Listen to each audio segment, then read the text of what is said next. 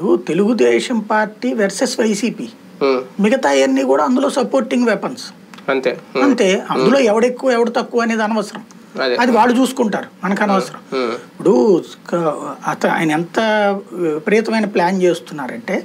ఒకటి తెలుగుదేశం పార్టీకి జనసేన అదనపు అసెట్ అందులో డౌటే లేదు సిపిఐ సిపిఎంలతో కంపేర్ చేయడం కాదు అది కూడా వన్ ఆఫ్ ద వెపన్ దాంట్లో ఏది ఎక్కువ ఏది తక్కువ ఓ చోట కత్తి అవసరం ఓ చోట సుత్తి అవసరం అది ఏది పవర్ అనేటువంటిది ఆయన చూసుకుంటారు అదే కాదు బీజేపీతో పొత్తు పెట్టుకున్న సిపిఐని వెంట పెట్టుకెళ్ళడానికి ప్రిపేర్ చేసుకున్నాడు ఆయన అదే అంటున్నారు సిపిఐ సిపిఎంలు అండర్ కరెంట్ గా పనిచేసి పెట్టడానికి ఒప్పుకుంటుంది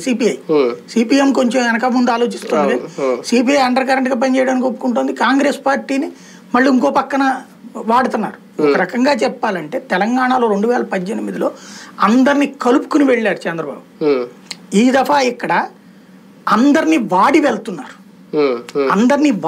ఆయన ఇందులో కాంగ్రెస్ లోకి షర్మిలను పంపించేది ఆయనే